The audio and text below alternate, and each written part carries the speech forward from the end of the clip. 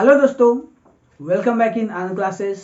आज की इस वीडियो में मैं आपको बताने वाला हूं क्लास 8 मैथ का एक्सरसाइज 5.1 का क्वेश्चन नंबर 3। पिछले वीडियो में मैंने आपको इस एक्सरसाइज का क्वेश्चन नंबर 1 और 2 समझाया था कि आप उसको कैसे बना सकते हैं। इस वीडियो में हम लोग क्वेश्चन नंबर 3 को सॉल्व करना सीखेंगे। तो चलिए सबसे पहले हम लोग क्वेश्चन पढ़ते हैं और देखते हैं कि क्वेश्चन कह क्या रहा है। तो क्वेश्चन है, निम्नलिखित संख्याओं में से कौन सी संख्याएं पूर्ण वर्ग है, जांच कीजिए। यानी आपको यहाँ पे कुछ क्वेश्चन दिया हुआ है और इसमें से आपको पूछ ले रहा है कि आपको बताना है कि जो क्वेश्चन दिया हुआ है इसमें से कौन कौन सा संख्या जो है वह एक पूर्ण वर्ग है। तो सबसे पहले हम लोग समझते हैं कि पूर्ण वर्ग क्या होता है। पूर्ण वर्ग एक्चुअल में ये पूर्ण वर्ग है क्या, ठीक है। पूर्ण वर्ग को हम लोग इंग्लिश में बोलते हैं परफेक्ट स्क्वायर। परफेक्ट स्क्वायर, तो ये आखिर होता क्या है? परफेक्ट स्क्वायर यानी पूर्ण वर्ग होता क्या है?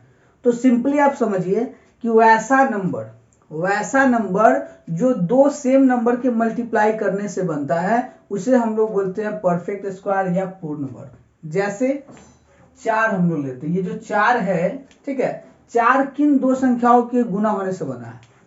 2 गुने 2, जिसमें दोनों ही नंबर सेम है, इसलिए 4 एक पूर्ण वर्ग होगा। उसी प्रकार से 16 क्या है? किन दो नंबर को गुना करने से बना है? 4 गुने 4, ठीक है। इसके अलावा 9 भी आप ले सकते थे, 9 3 गुने 3 से बना है ना। तो इस प्रकार का जो नंबर होता है जो सेम नंबर को गुना करने से बनता है उसे हम लोग बोलते हैं पूर्ण वर्ग। लेकिन अगर कोई ऐसा नंबर है जो सेम नंबर के गुना करने से नहीं बना, जैसे अगर आपको बोला जाए 10 दिया हुआ है, तो अगर आपसे पूछा जाए कि कौन सा ऐसा नंबर जिसको 2 बार गुना करने पर 10 आ जाए, तो क्या हम लोग आप 5 गुने 5 होगा? नहीं, 5 गुने 5 यानी 5 5 10 जोड़ना नहीं ना, गुना करना। 5 गुने 5 25 हो जाएगा, तो 10 आने वाला नहीं है। अगर हम 5 गुने 2 करते हैं तो 5 गुना 10 तो आ जाएगा, लेकिन क्या ये दोनों नंबर सेम है? नहीं है, तो इसलिए ये क्या हो जाएगा?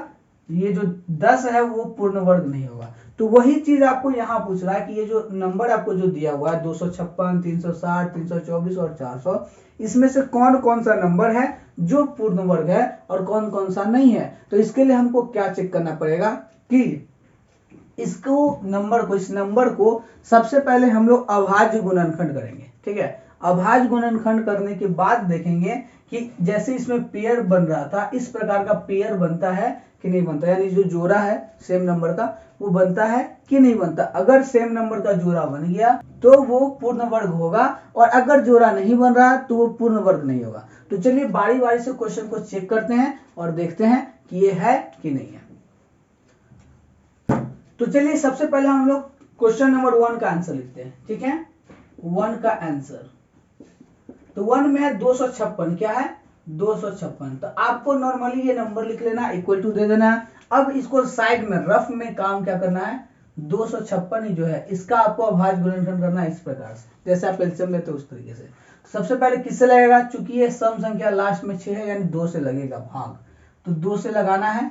तो 2 से डिवाइड कीजिए, जब 2 से आप इसको डिवाइड करेंगे तो कितना आएगा?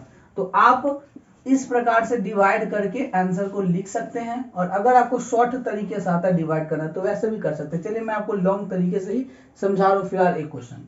तो 2 के पारे में 2 आता है, एक बार में कट गया, ये 5 यहाँ उतारे, ठीक है। अब 2 के पारे में 5 नहीं आता है तो 4 आता है, कितना बार में? 2 बार में, ये एक बचा और ये आ गया 16, मतलब 6 उतर गया तो 2 16 हो गया ना, तो 2 के पारे में 16 आता है 8 बार में, यानी कि ये कट गया।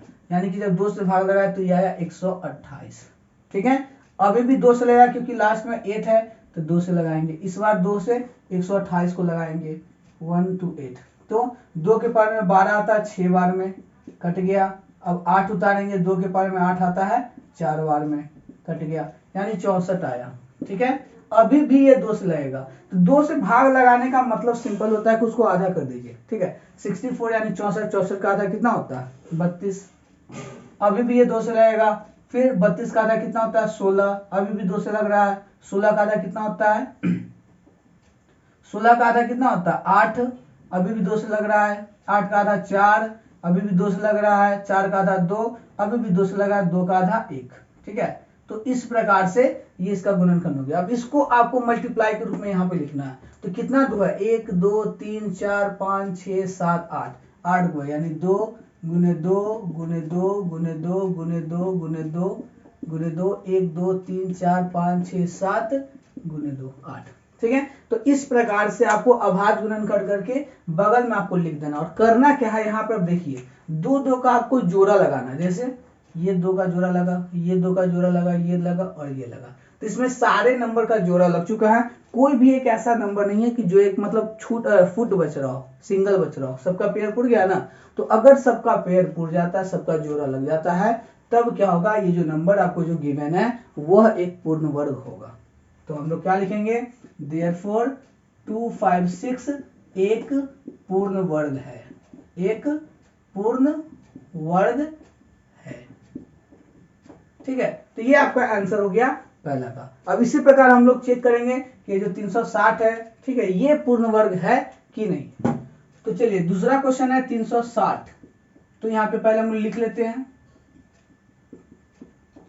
360 और बराबर दे देते हैं, ताकि यहाँ पे जो भी अभाज्य गुणनखंड करके जो नंबर आएगा उसको लिखेंगे। तो 360 को आपको रफ में लिख लेना है इस प्रकार से, फिर से, और फिर इसका अभाज्य गुणनखंड करना। तो चूंकि लास्ट में 0 है यानी इवन नंबर है, सम संख्या, तो 2 से भाग लगेगा। तो 2 से इसको लगाएंगे तो कितना आएगा, 360 का आधा। तो 360 का आधा कहने का मतलब क्या, 36 आप काउंट कीजिए, 36 का आधा कितना होता है, 18, 18 में 36 होता है ना, तो 18 हो गया। और ये 0 का 0 तक यानी 180। फिर 2 से लगाएंगे तो 90 आएगा। फिर 2 से डिवाइड करेंगे तो कितना आएगा, 90 का आधा कितना होता है, 45। ठीक है, अब 2 से तो लगेगा नहीं। ठीक है, अब 3 से लगेगा कि नहीं, तो 3 से लगाने का एक नियम होता है, शॉर्ट तरीका। ठीक है, भाग लगाने का नियम, जो कि मैंने पहले ही इस पे वीडियो बनाया था कि कैसे आप किसी भी नंबर से पता कर सकते हैं कि कोई भी नंबर 2 से या 3 से भाग लेने वाला है कि नहीं। उसका शॉर्ट ट्रिक होता है। तो अगर चाहे तो आप वो वीडियो देख सकते हैं। तो यहाँ पे मैं समझाता हूँ, 3 से भाग लेने के लिए आपको जो भी नंबर दिया रहेगा उसके अंक को जोड़ना है। जैसे इसमें 4 और 5 है, 4 और 5 को ऐड करेंगे तो कितना होगा, 4 और 5 को जोड़ेंगे तो आएगा 9।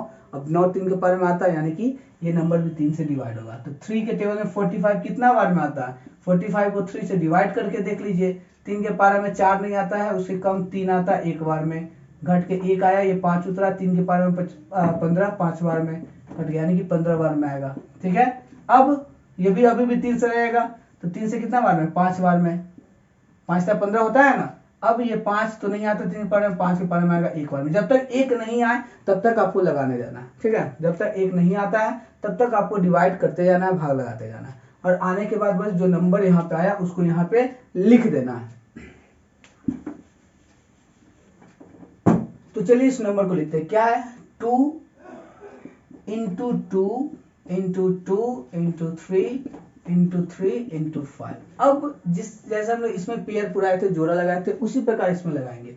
तो देखिए ये एक 2 का जोड़ा पूरा, अब ये तो एक 2 सिंगल बच गया ना, एक और 2 तो दिख नहीं रहा है। उस तरह 3 का जोड़ा पुर गया, लेकिन 2 और 5 इसमें फुट बच गया। इसका मतलब इन दोनों का जोड़ा नहीं लग पाया है, यानी कि ये जो 360 है, देयरफॉर 360, देयरफॉर 360 एक पूर्ण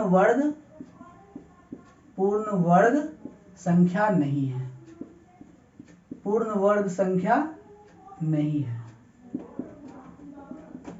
ठीक है, यानी कि जिसका जोड़ा पुरेगा वही पूर्ण वर्ग संख्या होगा, और जिसका जोड़ा नहीं लगेगा वो पूर्ण संख्या नहीं होगा। ठीक है, अब नेक्स्ट है तीसरा नंबर में। देखिए तीसरा नंबर में 324, 324।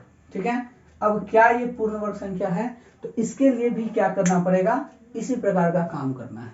ठीक है, यानी करना क्या है, इसका हम लोग अभाज्य गुणनखंड करेंगे और फिर मिलाएंगे कि पेयर पुर रहा है कि नहीं, यानी जोड़ा लग रहा है कि नहीं लग रहा है। तो ये 2 क्वेश्चन आपके लिए होमवर्क के रूप में है। ठीक है, आप इन दोनों को खुद से सॉल्व कीजिए और जो आंसर आता है उसे कमेंट बॉक्स में लिखिए। ठीक है, तो दोस्तों आज की इस वीडियो में बस इतना ही। आई होप आपको ये मैथ अच्छे से समझ में आया होगा। तो अगर आपको ये मैथ अच्छे समझ में आया है तो प्लीज प्लीज प्लीज अपने दोस्तों के साथ इसको शेयर करें, ताकि वो भी ये मैथ सीख सके। और अगर आप मेरे चैनल पर नए हैं तो चैनल को सब्सक्राइब कर ले, ताकि मैं जो भी वीडियो डालूं आपको वो मिलता रहे, और साथ ही साथ आप मैथ में धीरे धीरे तेज होते चले। तो दोस्तों आज के लिए बस इतना ही, फिर मिलेंगे हम लोग नेक्स्ट वीडियो में। तब तक के लिए जय हिंद।